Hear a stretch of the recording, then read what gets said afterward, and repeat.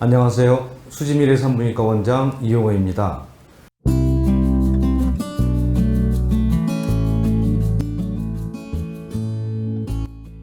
모든 여성에게 임신은 매우 낯설고 어려운 과정에 해당합니다. 엄마가 된다는 설레임, 행복감도 있지만 다양한 신체적 변화가 나타나는 것은 물론이고 태아를 위한 태교를 수행해야 하는 등 처음 시작하는 출산 준비는 아주 복잡하고 어렵게만 느껴질 것입니다. 또한 최근에는 평균 혼인 연령이 높아지는 등 여러 가지 요인으로 인해서 고령 임신, 난임, 고위험 임산부가 증가하는 추세입니다. 모든 산모들이 임신과 출산의 과정을 건강하게 유지하고 싶으실 텐데요. 오늘은 제가 임신 전 과정에 걸쳐서 신체적인 변화와 증상, 그리고 주의해야 할 사항들에 대해서 말씀드리도록 하겠습니다. 먼저 임신 4주에서 6주 사이의 변화에 대해서 말씀드리겠습니다. 대다수의 산모분들은 초음파 확인을 위해서 병원에 방문하시기 전에 먼저 집에서 소변 검사로 임신 테스트를 시행하시는데 테스트 검사 기구의 민감도에 따라 다르긴 하지만 대체적으로 4주 이전부터는 양성으로 확인이 됩니다. 이렇게 소변 테스트에서 양성이 나오면 병원에 방문하시겠죠? 그러면 병원에서 이제 초음파를 실시하게 됩니다. 임신 4주 때에는 초음파에서 임신낭이 확인이 됩니다. 따라서 임신이 확인이 되면서 5주에는 임신낭이 더 커지고 남황낭이 보입니다. 6주에는 태아 심박동이 확인됩니다.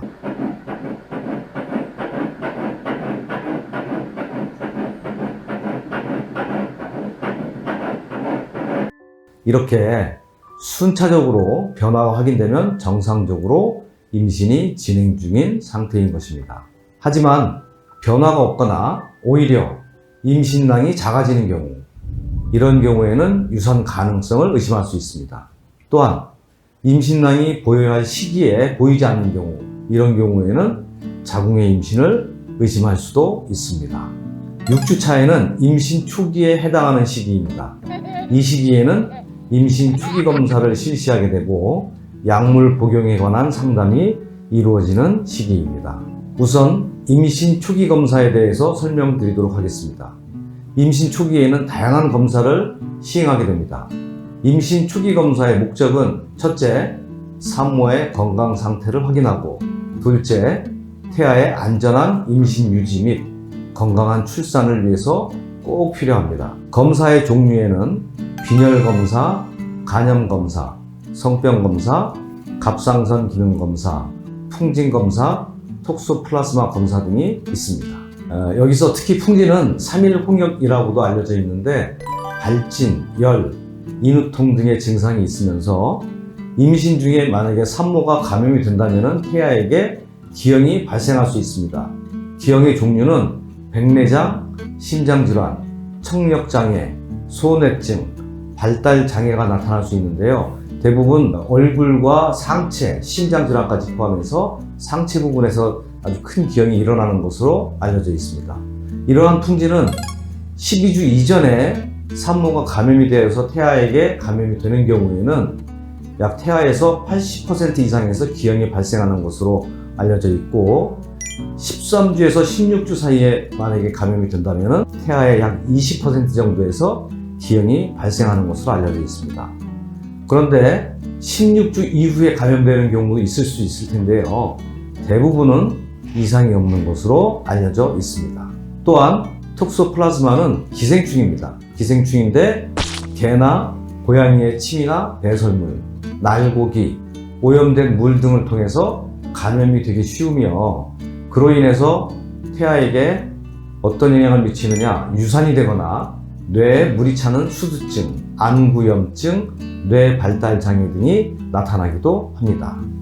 다음으로 약물 복용에 대해서 설명드리도록 하겠습니다. 임신 초기에 임산부들이 조심해야 하는 부분 중에 하나를 꼽으라면 임신 초기 약물 복용이 될 텐데요. 임신 초기에 임신인 줄 모르고 감기약이나 다이어트 약 등을 복용하신 경우가 상당히 있습니다. 이런 경우에 약을 복용한 시기, 주수가 언제인지, 그리고 두 번째로 복용한 약이 FDA 분류가 어떻게 되는지 등을 꼭 확인하여서 태아에 미치는 영향을 평가해야 합니다. 대부분의 약물은 태아에 미치는 영향이 극히 미미합니다. 따라서 약을 복용하셨다고 해도 크게 걱정할 일은 아니지만 일부에서는 치명적일 수 있기 때문에 반드시 주치의와 상담하시는 것이 좋겠습니다.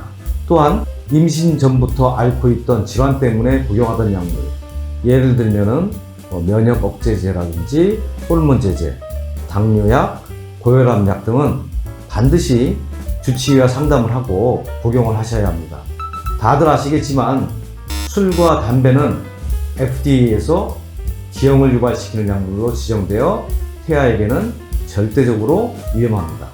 또한 임신 초기 검사상 이상이 발견된 경우 치료약을 복용해야겠죠. 어떤 경우가 있냐? 감염이 확인되면 항생제를 투여한다거나 또는 갑상선기능 저하증이나 항진증인 경우에 치료를 해야 합니다.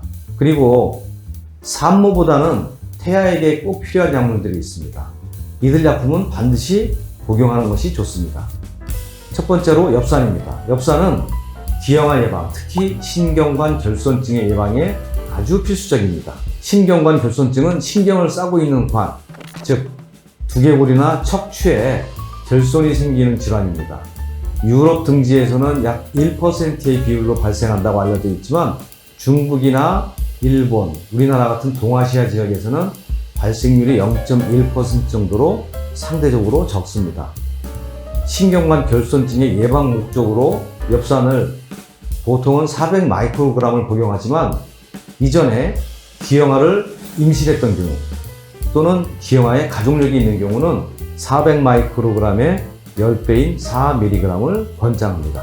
비타민 D, 오메가3, 철분 등도 복용해야 되는데 철분의 경우는 30mg을 권장합니다. 철분 대제의 흡수율은 대략 10에서 20% 정도입니다.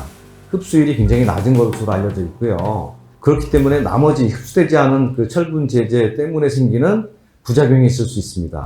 변비나 설사, 위장장애 같은 부작용이 나타날 수 있고 음식은 비교적 부작용이 적은데 철분이 많은 음식으로는 계란 노른자나 시금치, 콩, 붉은 육류 등이 있습니다. 이상을 요약하면은 첫째, 임신인 줄 모르고 복용한 약물 또는 질환 때문에 복용해야 될 약물은 주치의와 상담이 필요합니다. 그리고 추가로 16주 이전에는 엽산, 비타민 D, 오메가3 이렇게 복용하셔야 되고 16주 이후부터는 철분, 비타민 D, 오메가3를 복용하시면 되겠습니다.